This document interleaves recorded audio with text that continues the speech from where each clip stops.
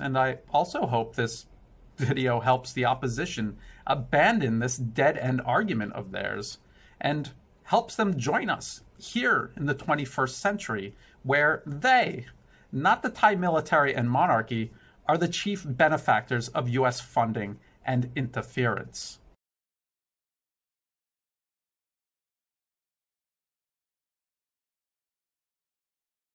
There's a persistent myth that it was the US who built Thailand's monarchy back into a respected and revered institution after the 1932 coup ended absolute monarchy in the kingdom.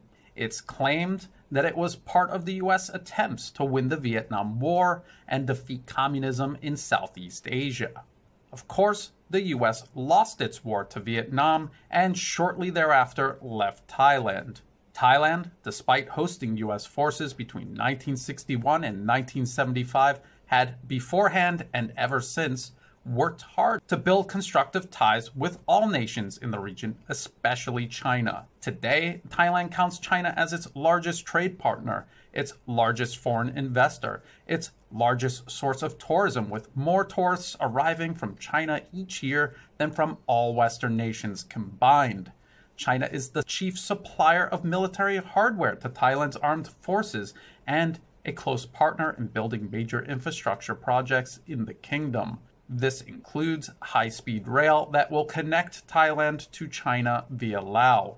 But we're still going to hear very often how Thailand and its government, its military and monarchy are still somehow close allies of the US even today, and that the military and monarchy in particular owe their current existence to US support. But this is simply not true, and those making these claims in their own academic papers even prove it. And I'm going to show you exactly how that is. This myth ironically originates from today's US-backed Thai opposition itself, who has built this myth up over several decades, and you're going to hear many different versions of it. A recent op-ed titled "Thai Protesters Do Not Need US Support" from opposition media site Thai Inquirer would cite this myth in an attempt to deflect growing attention away from US support for today's ongoing anti-government protesters. Their article claims, beyond US support for Thailand's dictators is the well-documented US support for Thailand's monarchy, which Assistant Professor Pimasorn Michael Ratanasangchan calls the unshakable military king alliance. Thai Inquirer is trying to claim the US had supported the Thai military and monarchy in the past and implies they are still supporting the two institutions today. And this narrative is based on claims made about the 1932 coup, which ended absolute monarchy in Thailand, as well as claims made regarding the US military presence in Thailand during the Vietnam War. Thai Inquirer also cites a 1957 CIA document presenting it as proof that the US controlled Thailand's institutions. Yet if you actually read the document, it says very clearly that we believe Thailand's leaders will continue to modify their past policy of unequivocal alignment with the US and will probably seek to develop a more flexible foreign policy, particularly in respect to relations with Communist China. This was in 1957. This balancing act the CIA in the 1950s is talking about is something Thailand has done to preserve its sovereignty and to avoid Western colonization for centuries. It is a balancing act Thailand still plays today, and it has been Thailand's kings throughout history who have been the primary champions of this effective and admittedly nuanced policy. But the crux of Thai Inquirer's argument comes from a paper titled Thailand's Second Triumvirate, where its author Pimasorn connects Thailand's military leaders, King Rama IX, and the US all together in a single block of political power. I think it's the perfect paper to look at because it does such a good job lumping together several other inaccurate claims made by other so-called academics like Paul Chambers, Paul Handley, Duncan McCargo, and Chris Baker, who over the years have each taken turns trying to rewrite Thailand's history to suit the opposition's political agenda. And their claims are readily and uncritically repeated by the enemies of Thailand as fact, including by the Thai Inquirer in this recent op-ed. But this paper contradicts itself all throughout, claiming in one paragraph how powerless Thailand's royalists were, then in the next paragraph admitting to the large business interests they controlled, the political and social clout they had, their role in the government even after the 1932 coup, and their ability to independently organize nationwide campaigns to restore their power even after the 1932 coup. For instance, the paper claims members of the 1932 coup group had been educated in the West and wanted a more modern government based on a constitution and a weak monarch. However, getting rid of the royal institution was not simple. The 1932 coup group could not legitimize their new government by offering the Thai people a constitution because it was a foreign concept to the people of Thailand. Thus, the 1932 coup leaders kept the king on the throne as their source of legitimacy. So, right here, even after overthrowing the absolute monarchy, the paper admits just how powerful the monarchy still was, how popular it was among Thai people, to the point where the coup makers were required to preserve the throne. The paper also at one point admits that even after the coup, a large number of royalists were still involved in the Thai government. A counter-coup the following year, in 1933, even though it failed, demonstrated that in addition to political and social support across Thai society, the Thai monarchy also still had large numbers of loyalists within the Thai military itself. While the paper claims the monarchy laid dormant until the 1950s, it's very obvious Thailand's royalists were simply waiting for the right time to re-emerge and restore Thailand. The paper admits to the large network Thai royalists used when this process finally began. It claims King Bhumibol's supporting cast consisted of the Privy Council, his personal staff, and a cache of princes. They filled his schedule with meetings with foreign dignitaries, royal ceremonies, charity programs, and religious activities. Princes with business and social connections promoted the king's image throughout the country.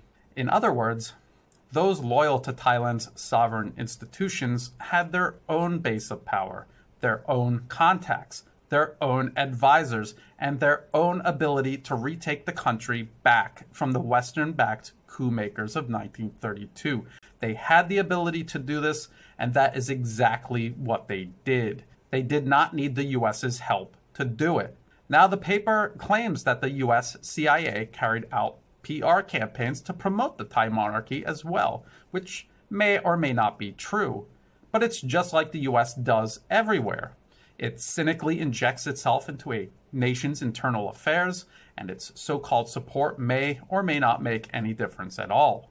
For terribly unpopular or weak movements, no amount of support from the US will make a difference. A good example of this is how the US dumped many times more resources into the South Vietnamese government. The US even militarily intervened on its behalf, and that obviously didn't make any difference at all. So, from the 1932 coup to efforts by King Rama IX to restore Thailand as truly Thai, the paper itself admits the support of ordinary Thai people as key to the obvious success that resulted.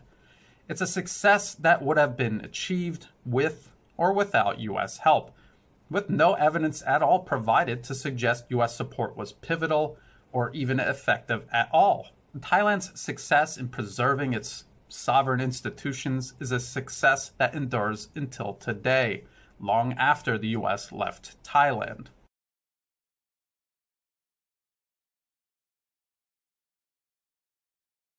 The idea that the US restored Thailand's monarchy to its current state of popularity simply doesn't add up. Neither do claims that the US somehow helped weld the Thai monarchy and military into a military monarchy alliance. It makes no sense because over the centuries, the Thai monarchy already played a central role in the kingdom's defenses, and at times even led forces into battle and engaged in combat. It's a tradition that stretches from famous battles like that of King Na Re Suan 500 years ago to today's Thai king, King Rama X. The Royal Thai Army, as it exists today, is rooted in reforms undertaken by King Rama IV in the mid-1800s when the kingdom's first standing army was created. From his successor, King Rama V, to present day under King Rama X, Thailand's king has also held the title Supreme Head of the Army. The US had nothing to do with any of this. So before and after the 1932 coup, Thailand's monarchy has always had close ties to the Thai military and an obvious amount of influence over it. Which head of state from around the world doesn't?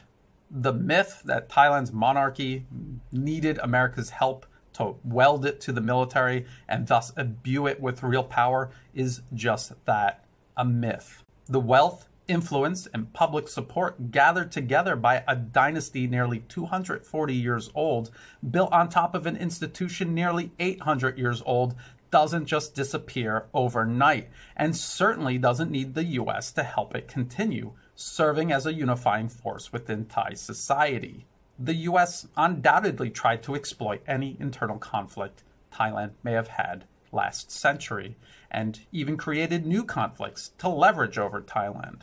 But one thing is for sure, the US is not responsible for the power, influence, and respect given to an institution that existed before the US was even a nation, and a dynasty nearly as old as the US itself. The US understood very well how important the Thai monarchy was, and the respect Thai people had for it. That's why they attempted to exploit it for their own agenda. And that's why now, they and the fronts they fund are trying to attack and undermine the Thai monarchy today, specifically because they know how much of a unifying force the Thai monarchy is, and that no attempt at controlling Thailand can be successful unless the monarchy is weakened or removed first. The ultimate irony is that while the US maintained military forces in Thailand from 1961 to 1975, about 14 years, the US government from 2004 to present day has been funding anti-government and anti-monarchy fronts like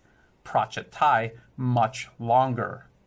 In fact, the US government openly funds virtually every core opposition group in Thailand today, attempting to attack, undermine, and overthrow the Thai monarchy.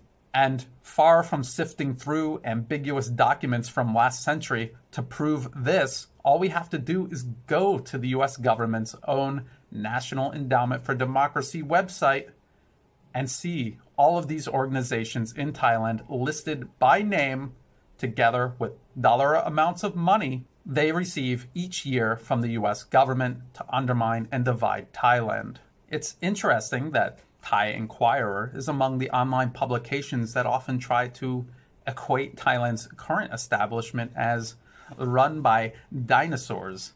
But like many in the Thai opposition, they cannot get through a single conversation without talking about events from last century. They refuse to discuss the current state of US-Thai-Chinese relations today. And who does the US support today? They support the Thai opposition. The Thai opposition Thai Inquirer writes daily to prop up and promote. And the Thai opposition Thai Inquirer and many others who write op-eds like this try to distract attention away from the fact that they're all entirely funded and backed by the US government. And you know, the Thai Inquirer concludes its own piece by claiming, ultimately, the Thai pro-democracy movement is better off without US support. So if that's true, why doesn't Thai Inquirer talk about the fact that all of these opposition groups are literally funded by the US government? Essentially what this is the opposition realizing how bad it looks for them to be taking cash and support from the US government. They realize how bad it looks enough to lie about it and to try and deflect attention away from it, but not enough to admit that they're wrong and that they should just stop taking US government cash.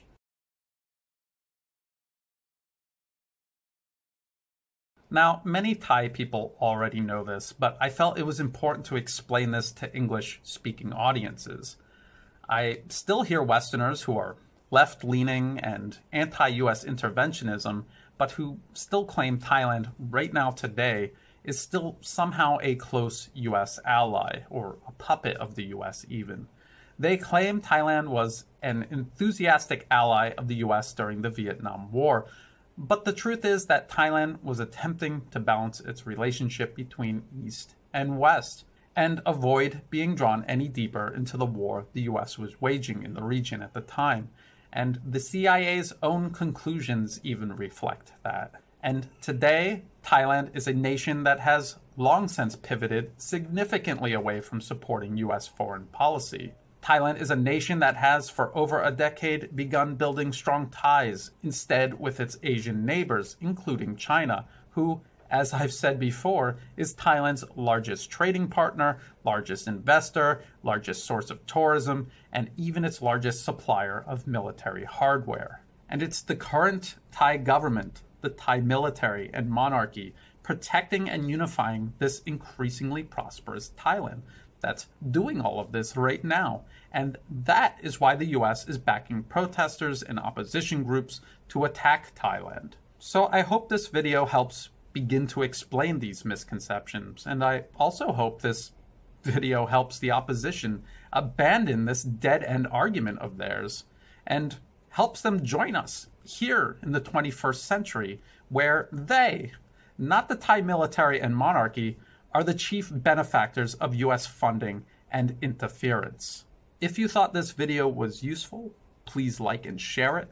Subscribing to my channel really helps the channel grow, and I greatly appreciate that. Check the video description for references as well as for ways to help support my work, including through Patreon.